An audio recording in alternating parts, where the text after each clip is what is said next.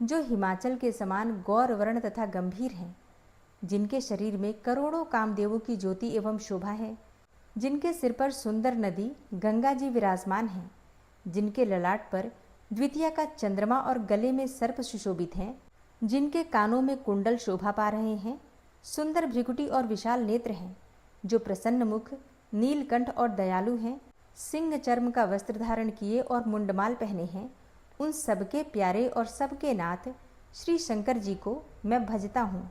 हर हर महादेव, जय भोलेनाथ। सावन मास के पहले दिन की आप सभी को हार्दिक शुभकामनाएं।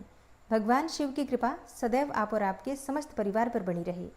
दोस्तों, आज सावन के महीने का पहला दिन है, शुक्रवार है और 11 जुलाई 2025 है। तो आज से पूरे सावन के महीने में आप सुनेंगे सावन मास महात्म्य और कथाएं। और अगर आप शिवपुराण की कथा सुनना चाहते हैं तो प्रतिदिन हमारे चैनल पर शिवपुराण की कथा संपूर्ण रूप से सुनाई जा रही है। पूरे सावन के महीने में आप इस कथा को जरूर सुनिए। और अब भगवान शिव का ध्यान करके आज की पावन कथा का प्रारंभ करते हैं। जब हम भक्ति करते हैं तो एक बात सभी के मन में होती है कि वही भगवान का सबसे सच्चा भक्त है, और प्रत्येक भक्त यही बात सोचता है कि उसी की भक्ति सबसे सच्ची है। लेकिन कई बार ऐसा भी होता है कि भगवान भोलेनाथ अपनी भक्ति की परीक्षा ले लेते हैं और सबके बीच में सच्चा भक्त कौन है इसे भी जाहिर कर देते हैं। भक्ति सच्ची होती क्या है ये भी बता देते हैं, और समय समय पर ऐसे चमत्कार होते ही रहते हैं। ऐसा ही एक बार हुआ एक ऐसे नगर में जहाँ भगवान शिव का एक भव्य मंदिर था, जहाँ हर वर्ष दूर दूर से भक्तजन भगवान शिव जी के दर्शनों के लिए आते रहते थे। श्रावण का महीना था। दूर दूर से कांवड़िए कांवड़ लेकर भगवान शिव को जलाभिषेक करने आए हुए थे। मंदिर का परिसर भक्तों की भीड़ से पूरा भरा हुआ था। तभी अचानक से ही आकाश में बिजली उत्पन्न हुई और सोने का एक थाल उतरा। उसी के साथ एक भविष्यवाणी हुई कि जो कोई भी भगवान शंकर का सच्चा भक्त और प्रेमी होगा उसी को ये थाल मिलेगा। अब मंदिर में उपस्थित सभी लोगों ने ये भविष्यवाणी सुनी और धीरे धीरे सभी इकट्ठे भी हो गए। जो लोग मंदिर की व्यवस्था देखते थे उन्हें तो पूरा विश्वास था कि ये थाल हमें ही मिलेगा, क्योंकि हम तो भगवान शिव की नित्य पूजा करते हैं, सारी व्यवस्था करते हैं और भगवान शिव के सबसे निकट भी रहते हैं। इसलिए हम सच्चे भक्त हैं, मतलब हमारी भक्ति सच्ची है, इसमें तो कोई संशय ही नहीं है। और इस प्रकार से इस थाल के सबसे बड़े अधिकारी तो हम ही हैं। ऐसा सोचकर वे सबसे आगे जाकर खड़े हो गए। सबसे पहले एक पंडित जी आए और बोले कि देखिए, मैं प्रतिदिन महादेव का अभिषेक करता हूँ, इसलिए मैं ही भोलेनाथ का सबसे निकटवर्ती प्रेमी और भक्त हूँ, इसलिए ये थाल तो मुझे ही मिलना चाहिए। इतना कहकर पंडित जी ने थाल उठा लिया। अब जैसे ही पंडित जी ने थाल उठाया, थाल पीतल का हो गया। ये देखकर पंडित जी तो बड़े लज्जित हुए। उन्होंने थाल यथास्थान रख दिया और फिर वहां से निकल गए।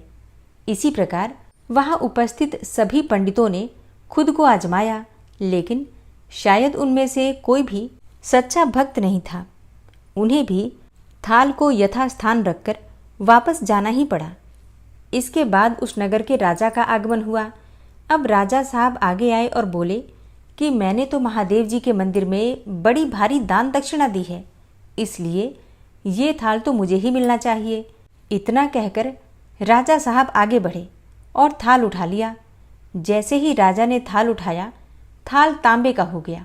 अब ये देखकर महाराज भी लज्जित हुए और थाल यथास्थान रखकर एक तरफ खड़े हो गए।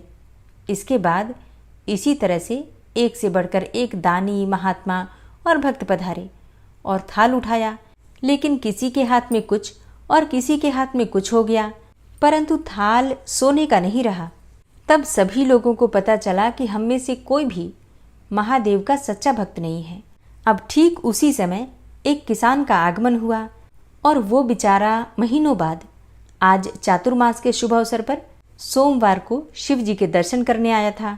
गरीबी और गृहस्थी के बोझ तले दबा दिन रात खेतों में मेहनत मजदूरी करके अपना और अपने परिवार का गुजारा करता था।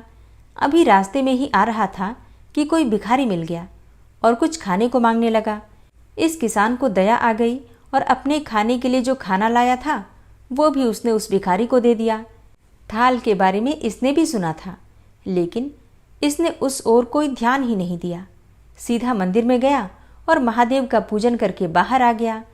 परिक्रमा करके जाने को हुआ, तभी पीछे से एक व्यक्ति बोला कि भाई तुम भी थाल को उठाकर देख लो, हो सकता है तुम ही वो सच्चे भक्त हो जिसके लिए ये थाल आया हुआ है।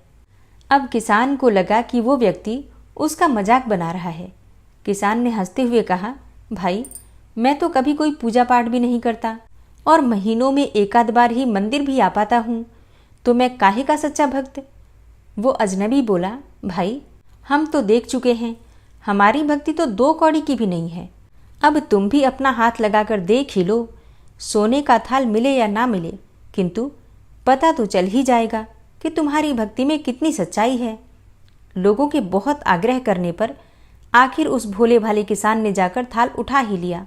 फिर जैसे ही उसने थाल उठाया, लोगों के आश्चर्य का तो ठिकाना ही नहीं रहा।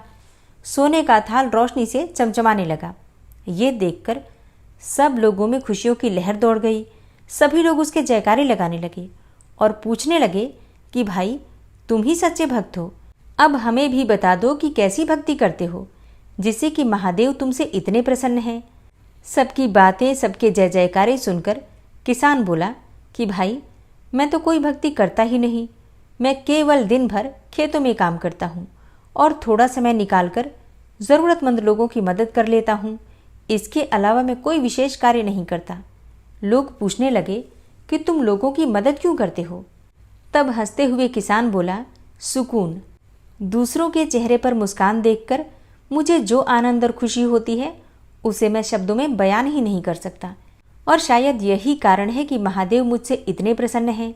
इसलिए हमेशा याद रखें, सत्कर्म का आरंभ भी आनंद से होता है और अंत भी आनंददायक होता है, और दुष्कर्म का आरंभ भी दुख से होता है और अंत भी दुखदायक ही होता है। आप सैकड़ों मील की यात्रा करके भी दूसरों का दिल दुखाते हैं तो आपकी ये तपस्या, साधना और महादेव का दर्शन धूल के बराबर है।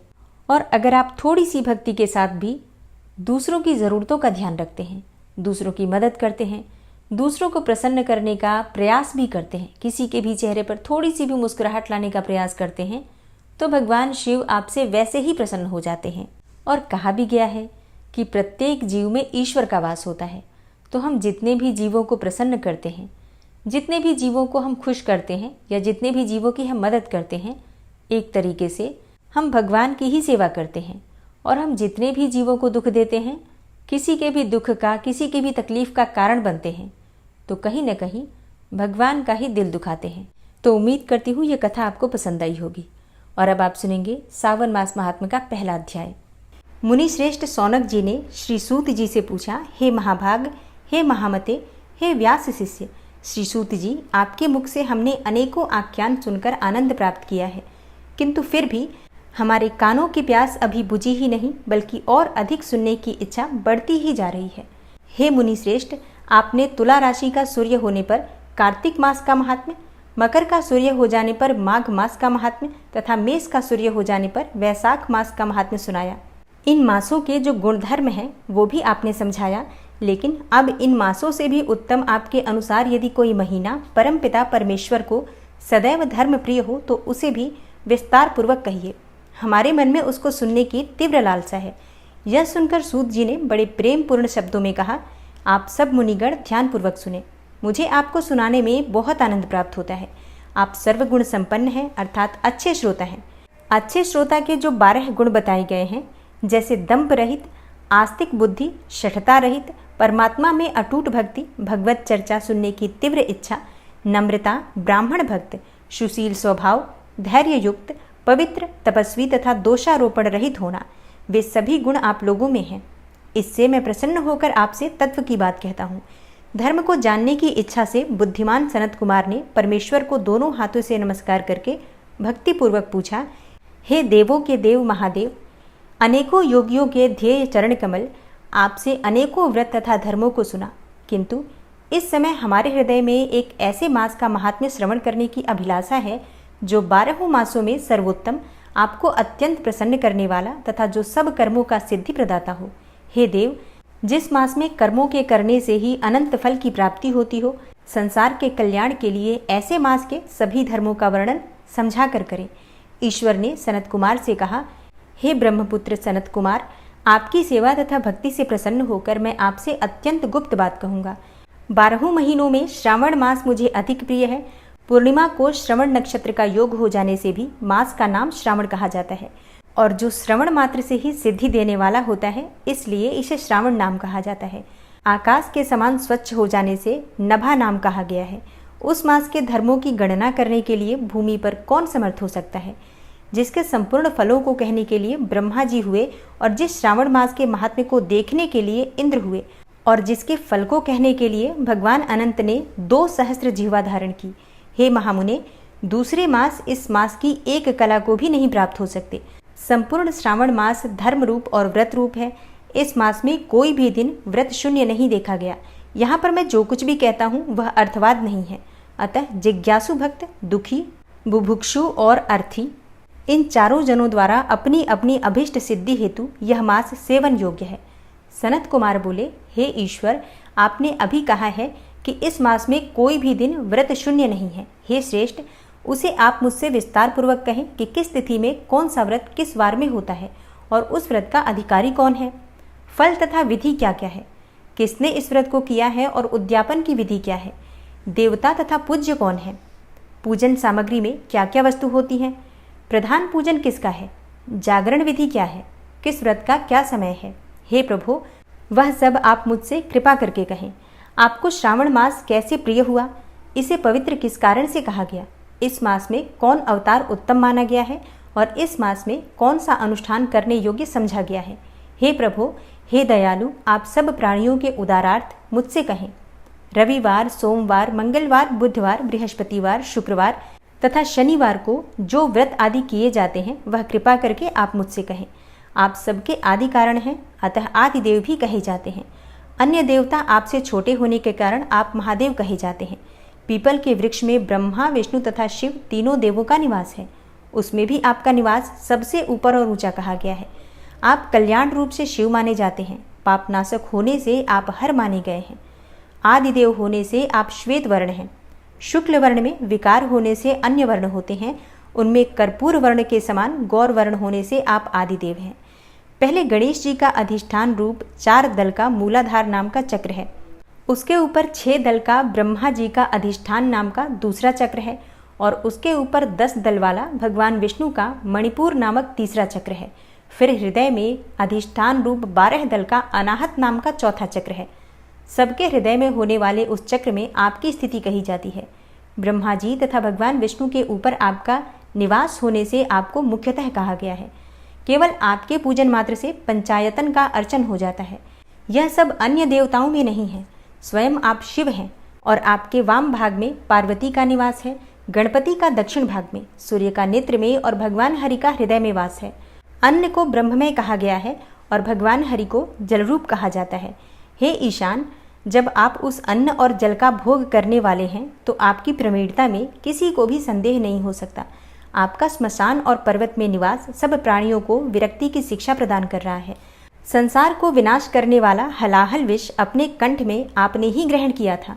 महाप्रलय के लिए कालाग्नि को अपने मस्तक में धारण करने में आप ही समर्थ हैं। विश्व स्वरूप कामांध कुएं में गिरने के कारण कामदेव का वध आपने ही किया था।